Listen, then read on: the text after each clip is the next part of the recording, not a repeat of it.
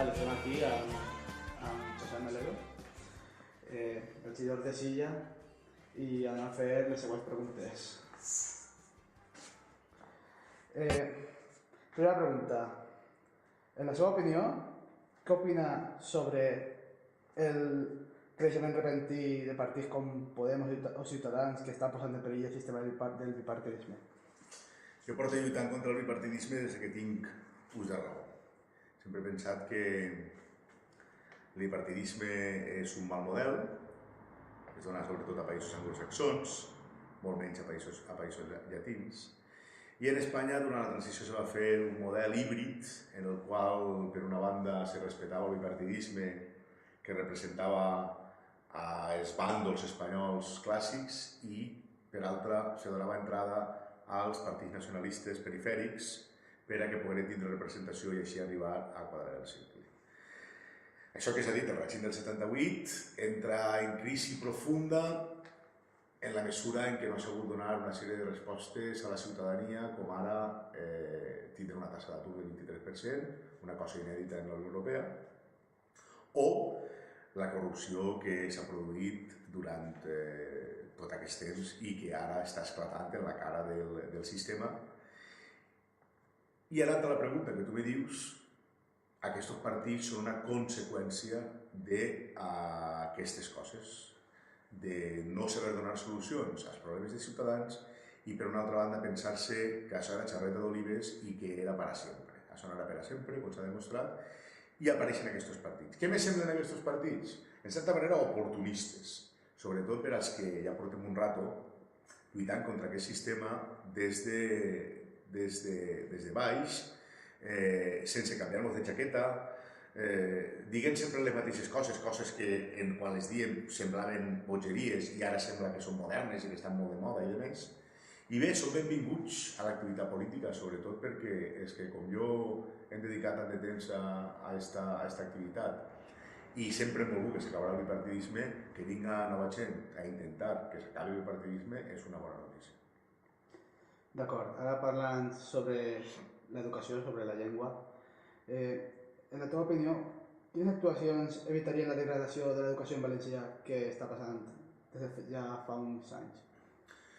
Pues la voluntat política de que això no passi, això és evident. Jo crec que el sistema que va posar en marxa en l'època de Ciprià Xiscar així al País Valencià, en el Partit Socialista del País Valencià i per PSOE, bueno, pues és un sistema, pues, el d'immersió lingüística, el de les línies en valencià o el de les línies en castellà, on no volen estudiar, com Oriola o alguns pobles de la serrania de València, etc., que ha funcionat relativament bé, no ha causat tensions socials, al contrari, crec que tenim una generació molt millor educada que, per exemple, jo, en el que és l'escriptura i la parla de la nostra llengua, i crec que el PP, amb les seues polítiques, tant des del punt de vista estatal, amb el senyor, per dir-li d'alguna manera, Wert, i la senyora Català, ara que és la consellera d'Educació, l'únic que fan és crear tensió on no hi havia tensió. Avui mateix hi ha una notícia en els diaris que s'està judicialitzant, per exemple, l'educació en Catalunya per culpa del senyor Wert, per culpa de la manera en què està afrontant el problema. El no problema, això és el problema, que no n'hi ha problema. D'acord, i hi ha altres temes de la llengua, com són temes de sociolingüística. Quines accions creus que serien convenients per afrontar alguns problemes com el menyspreu del valencià o la secessió de la llengua per part d'alguns sectors? Bueno, jo crec que la secessió de la llengua és un tema totalment superat, és una cosa ja residual, que ja ne parlen quatre. Això ja s'utilitza políticament en un moment determinat per a qüestions polítiques, no per qüestions filològiques, perquè si tu veies les províncies en l'any 77 ficava 9 d'octubre, dia del País Valenciano, i ningú posava en dubte les normes del 32. Quan es va convindre a feixistes espanyols dividir els valencians, doncs utilitzaren aquesta qüestió simplement per a dividir-nos, però això és una cosa ja residual. Jo crec que l'Acadèmia Valenciana de la Llengua, que amb molt bon criteri se va posar com una de les institucions dins de l'Estatut d'Autonomia, una institució que no se pot tocar, que és nostra, que és de tots, i en la mesura que tenen autonomia per a dirimir què és la llengua que parlem els valencians, el tema està tancat. I respecte de la primera part de la pregunta, de què faria? La llengua té que ser un vehicle de comunicació, no pot ser un vehicle polític, té que ser un vehicle que s'ha d'utilitzar a tot arreu, sense ningú tipus de problema. Des d'un científic de biotecnologia fins a un llaurador en el Palmar. Les llengües normals les parla tot l'espectre social.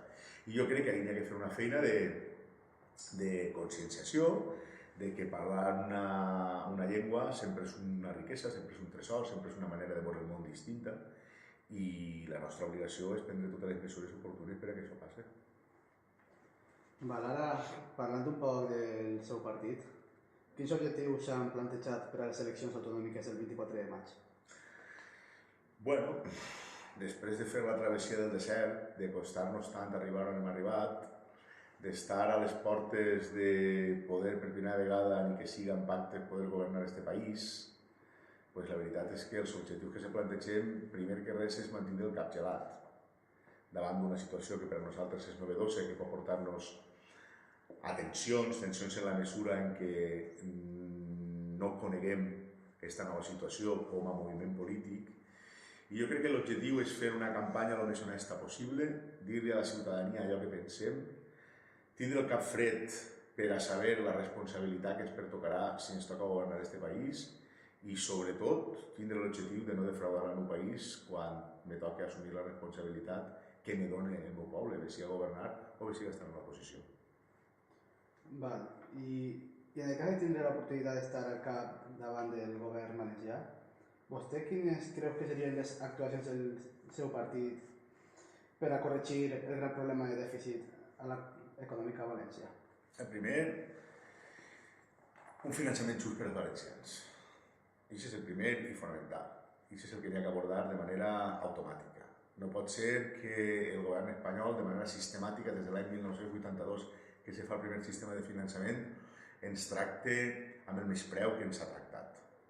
Jo crec que els valencians, tots, ni d'esquerres ni de dretes, parle tots, incloïda la societat civil, ha arribat el moment de plantar cara a una situació que és insostenible. Tan insostenible com que ara solament podem pagar el 80%, és a dir, 8 de cada 10 euros del que ens costa la sanitat i l'educació. Així no podem continuar. Jo crec que és el moment de plantar-se. Per tant, aglutinar a la societat valenciana i demanar allò que és just. No demanar més, ni demanar ser més que ningú, sinó demanar allò que correspon. Sobretot per mantenir un estat del benestar, que és l'estat del benestar que volem els valencians. Per tant, això és el primer pas. El segon pas, alliberar l'autopista de peatge AP7, que és un impost extra que paguem els valencians per anar a Barcelona. Vostè se'n va a Almeria i no paga un duro. Vostè se'n va a Madrid i no paga un duro. Se'n va a Saragossa i no paga un duro. I se'n va a Barcelona i paga 35 euros. Li costa més quasi a l'autopista que el gasoil. Això és una vergonya. Això és una vergonya, una discriminació. Tu saps la quantitat de camions que pugen des d'Alzira, els camions de Mazo, que tu veuràs Canàries, els que posen Canàries de Mazo, cap al nord, que tenen que anar per l'autopista, perquè per anar per la nacional allà es perden el temps.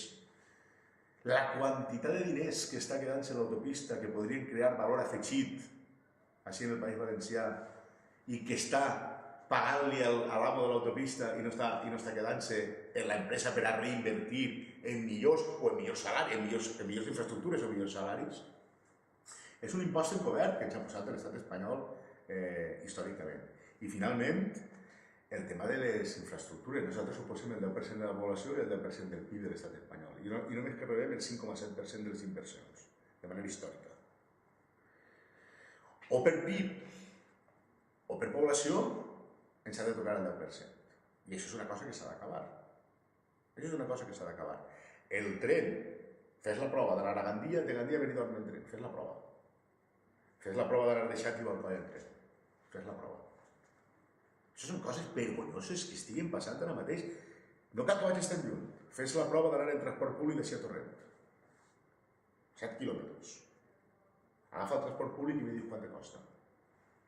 Això són coses que no caben en la ment d'una persona normal, d'un país democràtic del segle XXI. I són coses que n'hi ha que abordar de manera executiva, perquè són justes, no perquè siguin capritxos de les persones, sinó perquè són justes. I perquè són justes per a millorar el benestar dels ciutadans i per a millorar el sistema productiu valencià i per a que tots puguem viure millor i també per als espanyols, perquè així produiríem més i ens en llevaran encara un poquet més que ens en lleven. Però jo crec que això és 3 coses que t'he posat que s'han d'abordar de manera immediata. Val, d'acord. Moltes gràcies per l'entrevista. A tu, per haver-me entrevistat i donar-me l'oportunitat d'expressar-me.